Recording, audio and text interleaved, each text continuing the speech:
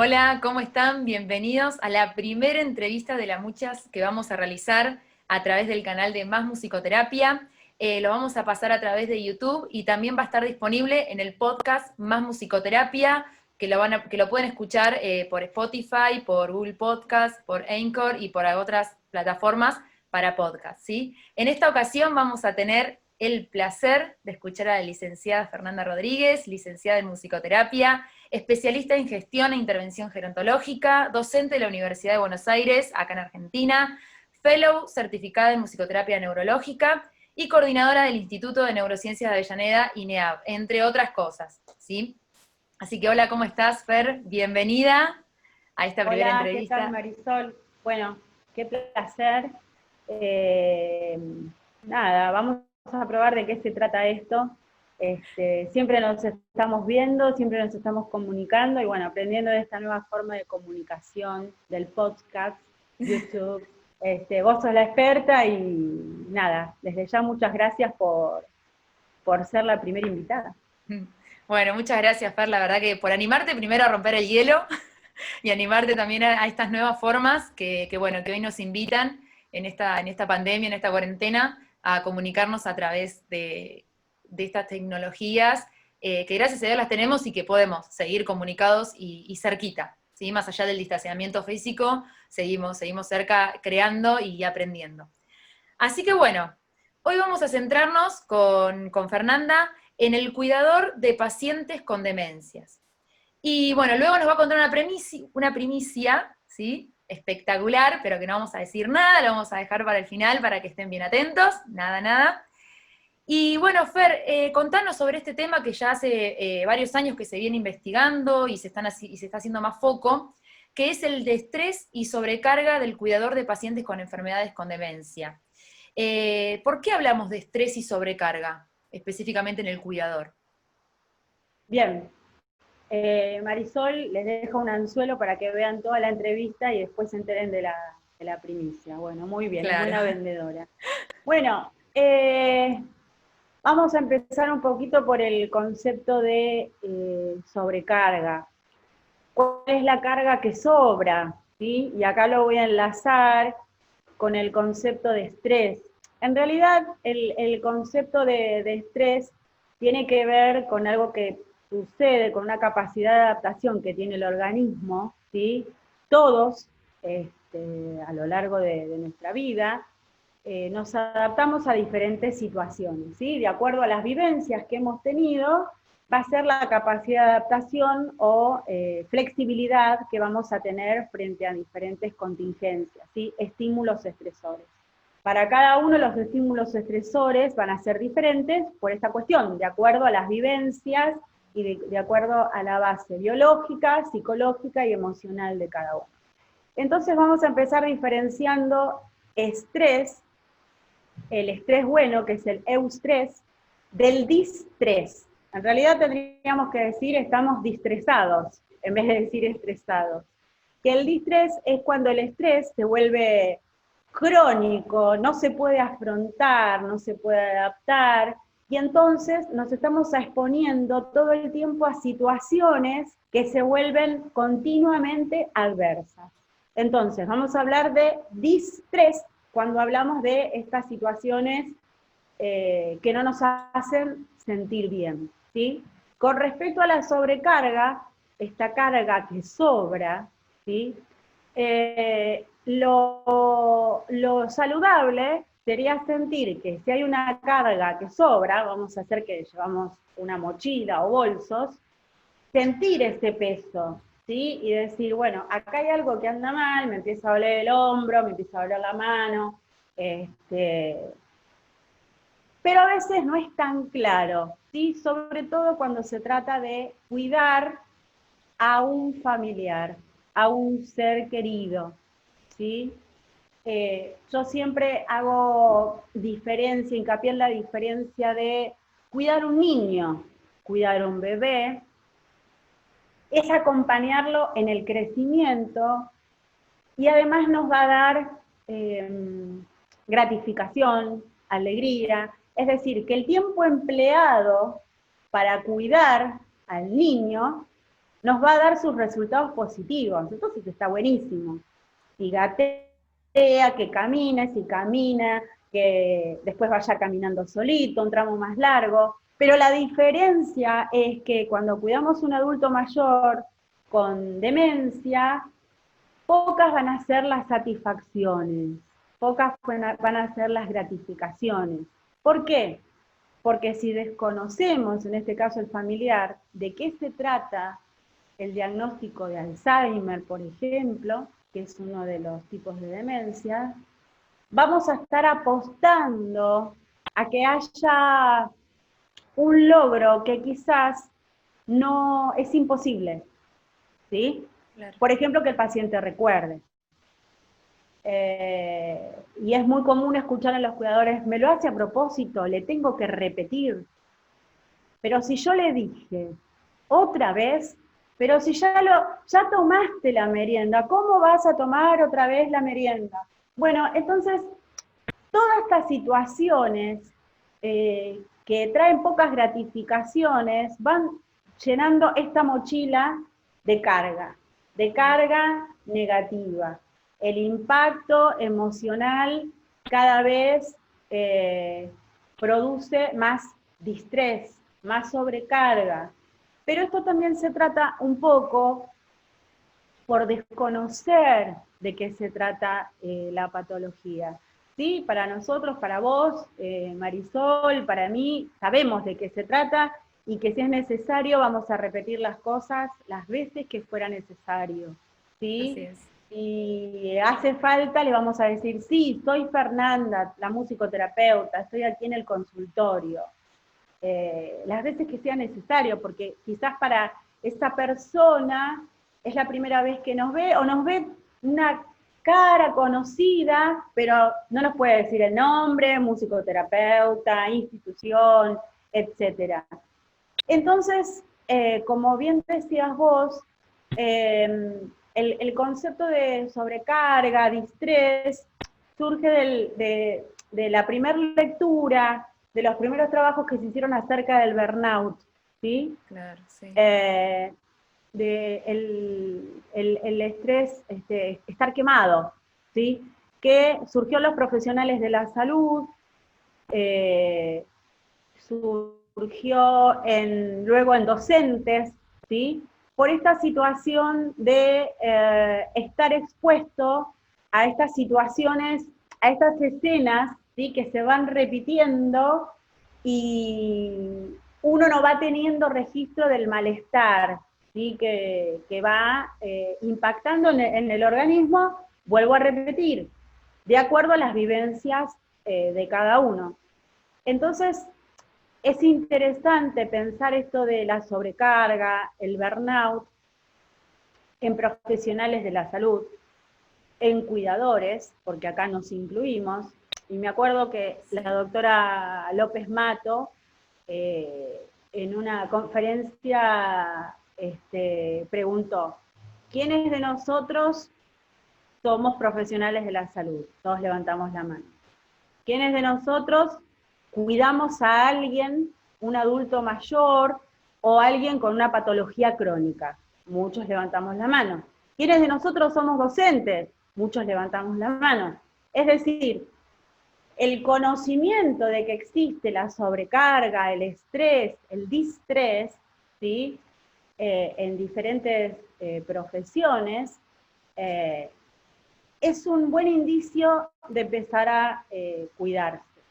¿Sí? Lo que sucede en el caso de los familiares es que aparece esta situación de amor incondicional, culpa, si yo lo dejo que lo cuide otro, la noción de ser una figura insustituible y que nadie lo va a cuidar como yo, y entonces quien cuida empieza a descuidarse, deja sus intereses personales, deja de salir, empieza a aislarse y se posiciona en la figura más importante que tiene el paciente, ¿sí? Por eso la sugerencia es primero, como profesionales de la salud, es tratar de ver si hay otro tipo de red, algún vecino, alguien que esté cerca para poder rotar en la función del cuidado. Porque sí, es estresante y más en un cuadro degenerativo crónico donde el paciente va a ir empeorando. Más aún si el cuidador desconoce qué se puede hacer, qué herramientas tiene para cuidarse él y qué herramientas, existen para el paciente. ¿Sí? Muchas veces llegan al consultorio y nos dicen, ay, ¿ustedes dónde estaban? Son milagrosos. No, o sea, nos especializamos en esto, pero realmente hay muy poca información de qué se puede hacer con un paciente con Alzheimer. Por empezar, que se necesita para empezar un tratamiento de estimulación, una evaluación neurocognitiva. ¿Sí? Y junto con eso, nosotros tenemos la modalidad de ir explicándole al familiar, ¿sí? De qué se trata la enfermedad, y no realizar falsas promesas, obviamente. Muy importante, muy Y vamos importante. con otra pregunta, si no, no paro de hablar, No, Mari. no, pero muy interesante, ¿no? Porque, bueno, ahí fuiste pasando por un montón de puntos claves a tener en cuenta, pero me parece que rescato mucho el tema de la información, porque el familiar informado también es un familiar que se empodera, ¿no? De acuerdo a, digamos, a la situación que está viviendo y que puede y que va a tener herramientas. O sea, ya la información es una herramienta que lo va a ayudar para poder Sí, acercarse al familiar de otra manera, para poder comprender ciertas actitudes que pueda llegar a empezar a tener ese familiar y decir, bueno, puedo hacer esto, puedo hacer lo otro, o va a pasar tal cosa. Entonces, ya está con esa información para utilizar. Y me parece sí, muy tiene interesante. que ver con esto que conversábamos de una línea psicoeducativa. Yo Claro, sí, aprendí esto cuando estaba en el Borda, que trabajamos con la Asociación de Familiares de Pacientes Esquizofrénicos, APEF. Y era muy interesante el planteo que hacían ellos, porque explicaban, primeramente, antes de intervenir, a los familiares de qué se trataba la enfermedad, cuáles son los síntomas esperables. ¿Sí? claro. Te traigo una viñeta, que esto puede pasar en un cuadro con demencia. Una mamá decía, ¿cómo puede ser que cuente tantas veces la medicación y la pone en la caja, la saca? Y entonces, desde los terapeutas que tenían a cargo el taller, y bueno, ¿y esto a quién le molesta? ¿Le molesta a usted o al paciente? Al paciente lo tranquiliza, sí, sí, él es como un ritual.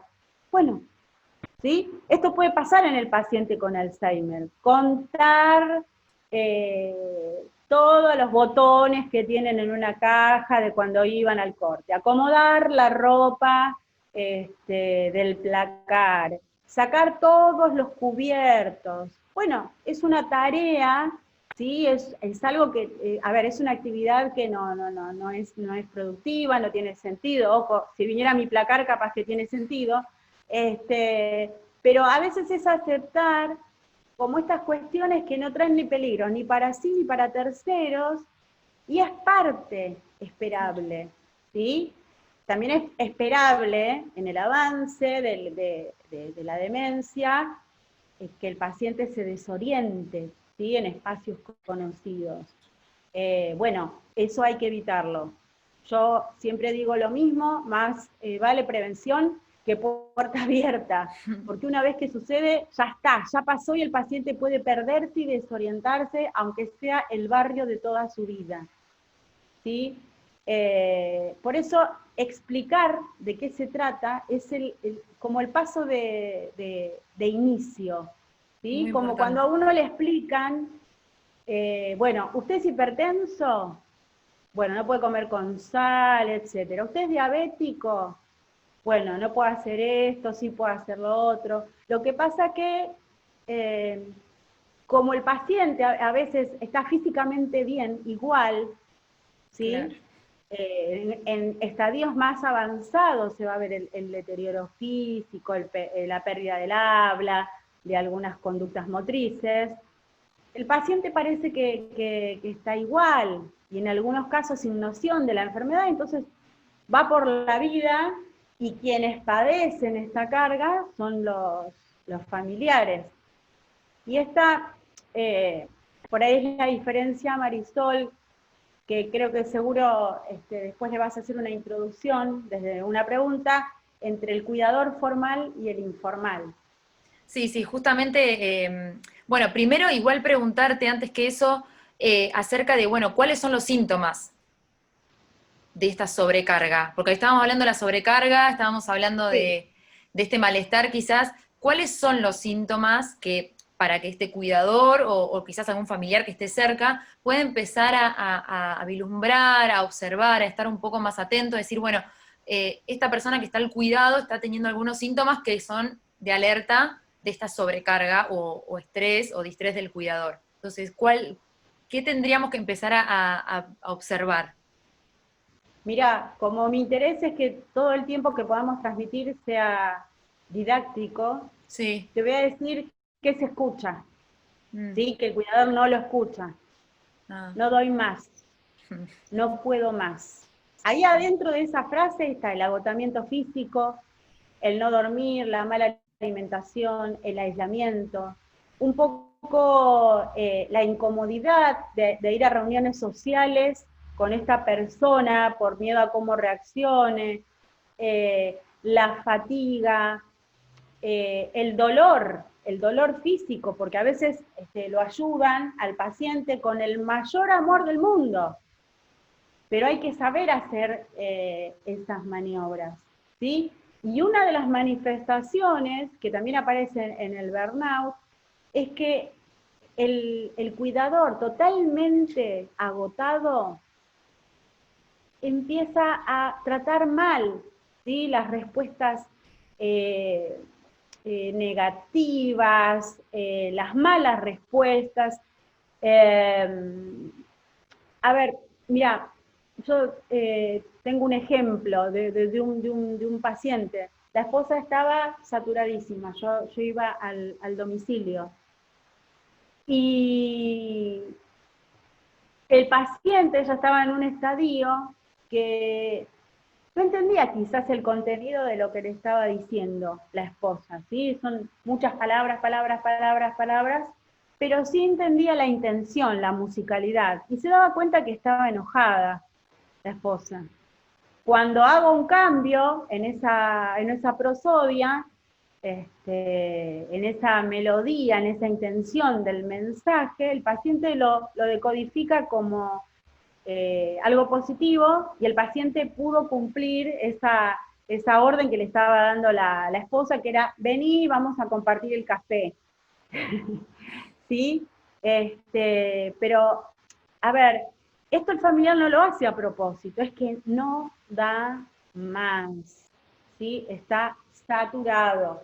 Por eso es muy interesante el trabajo que se puede hacer entre pares, entre cuidadores que se junten, que se agrupen, ¿sí? Así como comentaba la experiencia de APEF, ¿sí? Con los familiares de pacientes esquizofrénicos. Porque se dan cuenta que a otro le pasa, ¿sí? Que no está solo, ¿sí? Entonces aparece esto de, bueno, y a veces no sentís ganas de que lo querés, sí, y bueno, y es esperable, ¿sí? Se agota la paciencia, aparece el mal humor, y vuelvo al punto que conversábamos al principio, va a haber pocas gratificaciones si uno no entiende o tiene una expectativa mayor o una expectativa fantasiada y real, eh, sin tener en cuenta de qué se trata el diagnóstico o la enfermedad. Sí, pensaba que también en cuanto a la información que hablamos antes, de lo que vos decías de saber acerca del diagnóstico para los familiares o los cuidadores, para el resto de la familia o para el resto de las personas que lo ven de afuera, también saber acerca de esta información de la sobrecarga del cuidador. Porque a veces también hay mucho juicio, mucho prejuicio, o de no saber o de no ponerse en el lugar o en el zapato del otro, de que está al cuidado de un paciente con estas características, y decir, bueno, hay maltrato, o pasa, obviamente no es justificar o estar atento a algunas cosas, pero también entender que el otro, como decís, no da más, y que hay ciertas reacciones que pueden llegar a tener, y bueno, cómo trabajar eso, ¿no? Cómo abordarlo. quizás desde algunas... Sí, pero sabes que una de las cuestiones más complejas es que rara vez el cuidador pide ayuda, mm, porque sí, el protagonista pasa a ser el paciente, y ahí, de manera literal, se deja la vida. sí, ¿Sí? En muchos casos, el paciente con Alzheimer tiene una sobrevida mayor al cuidador. El cuidador termina descuidándose y fallece antes que el paciente. ¿Sí? Por eso me parece muy interesante la temática de la charla, y nosotros como musicoterapeutas, si recibimos un paciente, en este caso voy a hablar de paciente con diagnóstico de demencia, saber que tenemos que trabajar con la familia, ¿sí? Desde una línea psicoeducativa, preventiva, pensando que no queremos tener a futuro dos pacientes, porque si no viene un paciente y vamos a tener dos, ¿sí? Pero esto, Marisol, es muy difícil decir, bueno, no puedo más, pido ayuda. Digo, a nosotros nos cuesta a veces, sí, ¿no? también. Trabajar en red, trabajar en equipo. Digo, a ver qué puedo hacer, pido ayuda, derivo, bueno, no tomo más pacientes. No, un montón de cuestiones que tienen que ver con la personalidad. Imagínate cuidar a un ser querido, ¿sí? A una mamá que te dio la vida, a un papá, vas a dejar todo. Sí, totalmente, totalmente. Y pasa lo mismo, como vos adentramos un poquito en el tema, o sea, pasa lo mismo con cuidadores, por ejemplo, enfermeros, acompañantes terapéuticos. ¿Pasa lo mismo? ¿Sucede esto de la sobrecarga también? Eh, Cuanto más formación y conocimiento se tenga de la patología, más grupos de apoyo, más trabajo en red, disminuye la sintomatología. ¿Sí? Muchas veces los cuidadores, por eso existe la carrera, ¿sí? Ahora para cuidar adultos mayores con demencia, donde reciben una formación integral acerca de los cuidados, el conocer, el saber qué y saber cómo, baja el nivel de ansiedad, baja el nivel de sobrecarga, pero asimismo es muy interesante poder trabajar en grupo con estas personas. Solamente pienso en esto, Marisol, en los médicos que están ahora en primera línea trabajando con casos de COVID, ¿sí? ¿Cómo se cuidan? Digo, más allá del contagio, este, cómo se cuidan de acá. Sí. Este, y esto de que más allá de que como profesional te une la tarea en común, salvar vidas, atender, curar, celebro si hay estos profesionales, estos médicos, se juntan para decir, no doy más, tengo miedo. ¿Sí? Vez pasada yo hice un curso en la APA, y quien nos daba el curso comentaba que ella atiende un grupo de médicos en primera línea. Y uno de los médicos, ¿sabes qué decía? Yo no quiero que me aplaudan, yo no soy un héroe. Yo me formé para estar en terapia intensiva, punto. Mm, Pero yo no soy un héroe, soy humano y estoy sufriendo, hago mi trabajo, no me gusta que esto esté pasando, tengo miedo. Y eso está buenísimo, porque si no pasa al cuerpo, esto que claro. decíamos, la sintomatología que iba a tener el cuidador. Pero en relación a cuidador formal e informal, el cuidador formal a veces se puede convertir en el aliado del cuidador informal.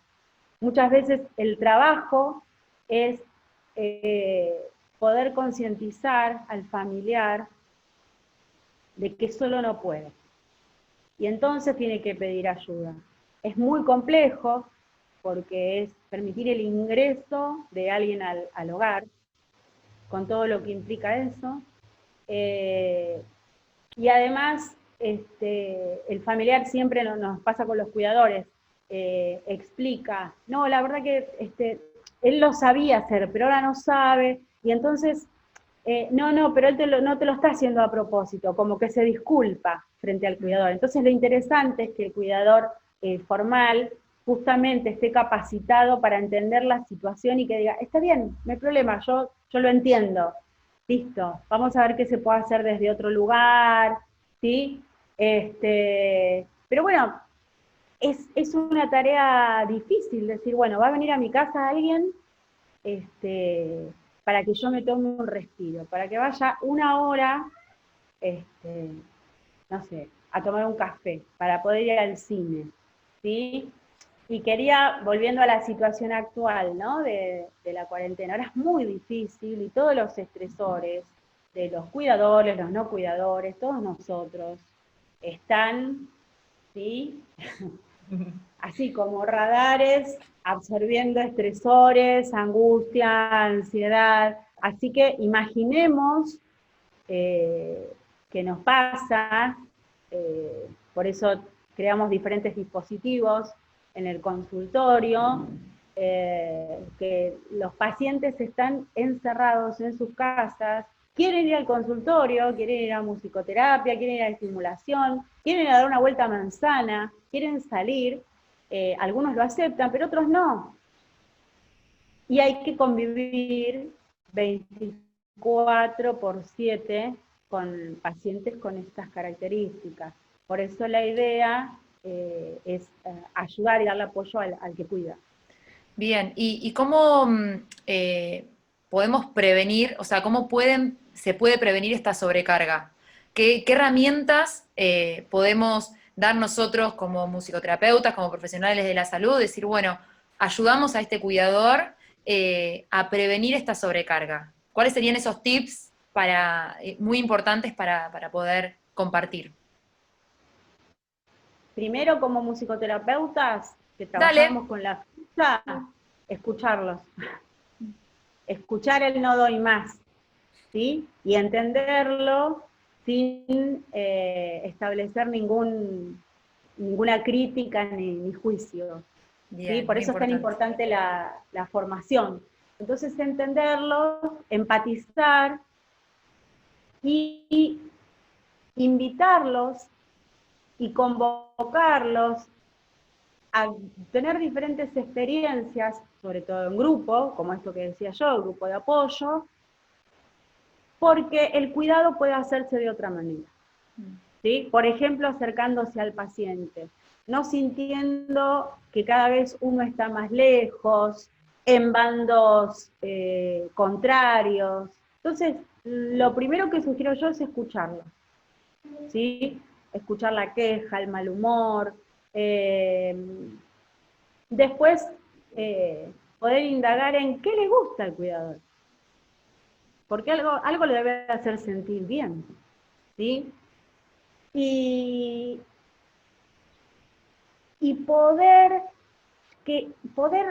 conversar y a partir de la empatía, que llegue a entender que solo no va a poder. Y entonces, a partir del vínculo que se genera de empatía transferencial, ya se genera un vínculo de red y de apoyo. Y entonces, a partir de allí, como en cualquier tratamiento estoy hablando, ¿sí? Lo podemos invitar a que se sume algún dispositivo grupal. Nosotros, tanto en el hospital como en el consultorio, siempre tenemos en cuenta al cuidador porque es protagonista de la misma manera que el paciente, ¿sí? Pero yo, el primer tip, como decías vos, escucharlo y empatizar sin poner en tela de juicio, sin prejuicios, que fluya. Lo mejor que le puede pasar es esto que fluya. Y en relación a esto, nosotros en el consultorio realizamos hace poco una reunión con todos los familiares, que seguimos atendiendo de manera virtual, y la hija de una paciente dijo, ay, pero qué bárbaro, a todos les pasa lo mismo, qué bárbaro. Y tiró una frase que obviamente la tomé, dijo, a mí me pasa lo mismo que a usted. Inmediatamente mi intervención, ¿cuál fue? A mí me pasa lo mismo que a usted. Bueno, y ahí surgió la idea de ponerle nombre al taller que vamos a hacer, vamos a compartir acá con la colega Marisol, que después le contaremos, pero lo puntual fue esto. Cuando yo la invito a la creadora, y a quien trajo el enunciado de A mí me pasa lo mismo que a usted, que íbamos a hacer un taller, le mandé el flyer, y cómo se iba a llamar el taller, A mí me pasa lo mismo que a usted, no saben la alegría de esta persona por haberse sentido escuchada. Ay, no puedo creer que en este momento donde estoy desbordada,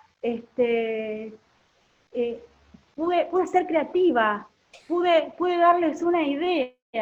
Bueno, y lo resumo, me dijo, me alegraste la tarde. O sea que esto lo tomo como ejemplo para el primer tip, ¿no? Sí. Escucharla, escucharlos. Yo lo escuché, lo hablamos, Marisol, pero más allá de eso ya se tuvo una intervención. Poder tomar lo que esta hija cuidadora estaba enunciando, y además lo estaba enunciando en esto que nos permite a nosotros, ¿sí? Trabajar, que es nuestra herramienta.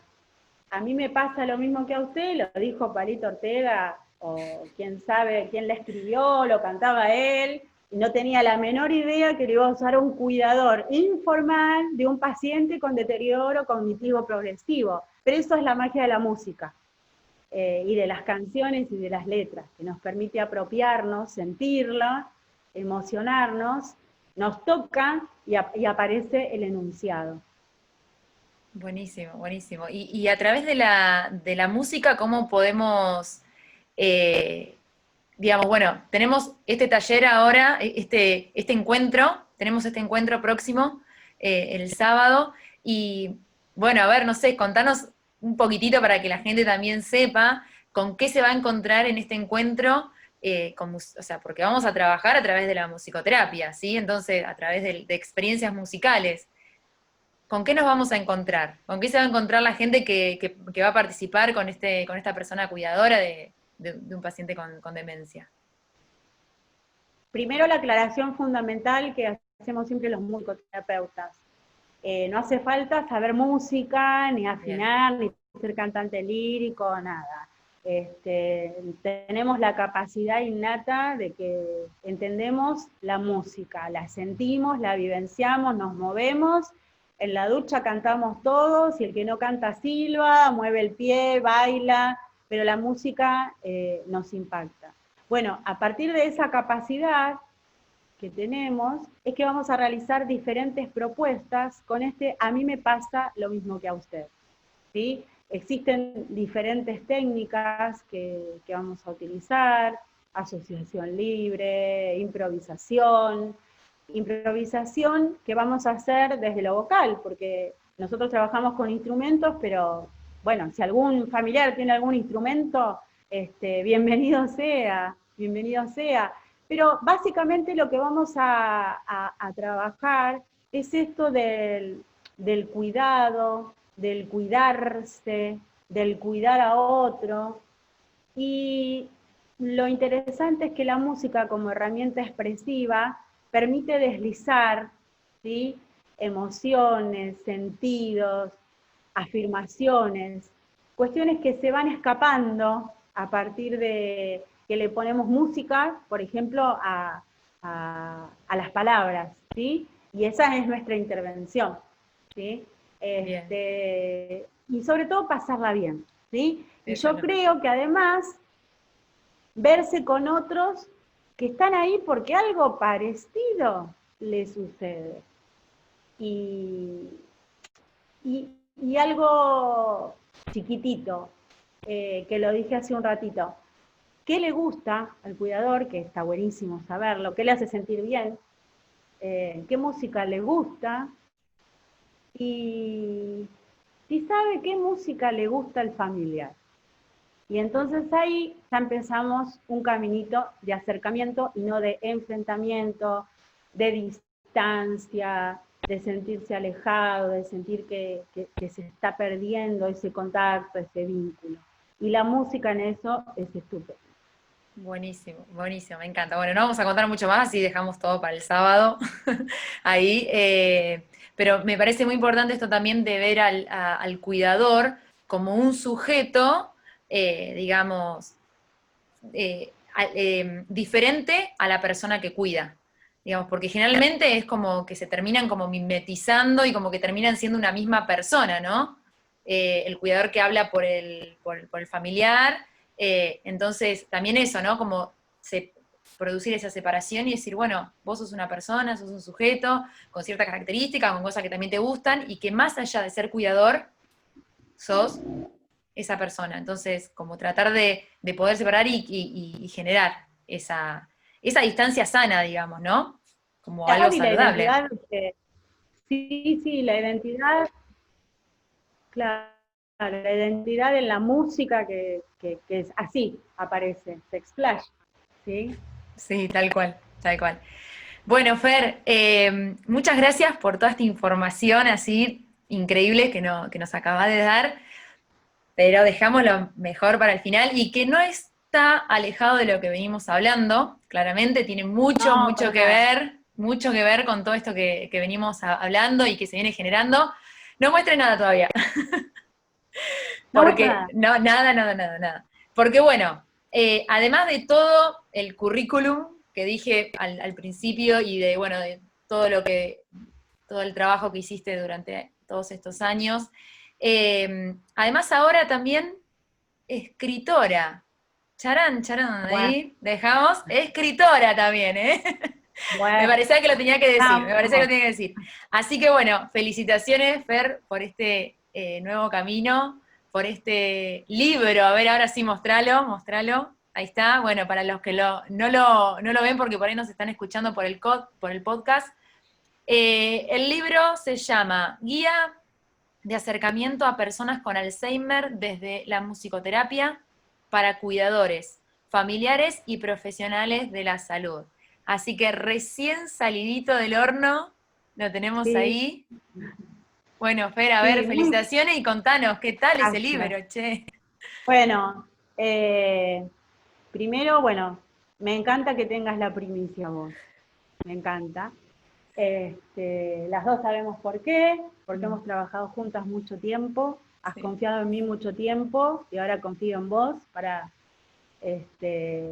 regalarte esta noticia en el medio de todas cosas malas que suceden, todos bajones, bueno, pueden suceder nacimientos también. Sí, y el título del libro dice un montón de cosas de las cuales estuvimos charlando, Marisol, es acercarse, ¿sí? Muchas veces los profesionales no saben cómo, o sea, a mí me ha pasado con muchos profesionales de la salud que me dicen, mira, alguna vez te escuché en alguna conferencia, en algún curso, y con este paciente puedes trabajar vos, pero yo hasta que no te escuché no sabía, ¿sí? Entonces, ahí tenemos, se llama derivación, pero es una manera de que el médico tratante, el neuropsiquiatra, el neurólogo, eh, el neuropsicólogo diga, bueno, hay una manera por la cual se puede trabajar, hay un camino, ¿sí? En el cual es posible el hacer. Y para los familiares, de más está decir que eh, no es un libro que tiene un lenguaje erudito, científico, está planteado como si yo estuviera dando una clase. La idea es estar cerca de la trinchera donde están todos los días los cuidadores, y que ellos puedan entender, ¿sí? Que a veces en casa, sacando esos vinilos, sacando los CDs, los cassettes, uno se puede acercar al paciente, ¿sí? Abriendo la sala del piano, sacando el violín del estuche, sacando el bandoneón, uno se puede acercar. Está explicado, ¿sí? Desde la cercanía con ejemplos de algunas viñetas, pero también está explicado desde la fundamentación que nos hace a nosotros, eh, profesionales de la salud con evidencias e intervenciones que son eficaces. Y nada, es un libro para acercarse. Y está buenísimo, porque esta charla también es para de acercamiento. ¿Sí? Digo, un profesional puede saber un montón, pero si no tiene la capacidad del lenguaje para acercarse, tanto para un familiar como un profesional de otra área, bueno, ahí ve acotado su campo de acción. Yo siempre he sido muy bienvenida en diferentes áreas de la medicina, de la salud, y creo que es porque, bueno, me fui preocupando en formarme, en estudiar, y hacer comprensible el lenguaje MT que tenemos nosotros, ¿sí? El lenguaje musicoterapéutico, y que pueda llegar. Así que muy contenta por el libro, es de Editorial Acadia. ¿Y ¿Cómo dónde lo lo pueden podemos conseguir? conseguir? Sí. Contáctense con Editorial Acadia, yo acá tengo un par en casa, pero en estos tiempos de pandemia me están ofreciendo motos. Sí, vos cualquier cosa, bueno, hay varias formas de poder hacerlo llegar, así que cualquier cosa que se comuniquen con vos también. Sí, Creo que sí, sí, hoy en día tenemos la posibilidad, no así hay que problema. para poder acercarnos a ese Bueno, y maravilloso libro. en breve vamos a hacer una presentación, alguna cuestión, y vamos a invitar a todos que esté con su copita de vino o de cerveza, Bien. para brindar. Así que, bueno, Marisol, un placer, y un placer saber de todo lo que has avanzado y aprendido, y que estés así con la tecnología y que se pueda difundir la disciplina, es genial. Sí. Así que aplausos para vos, Marisol.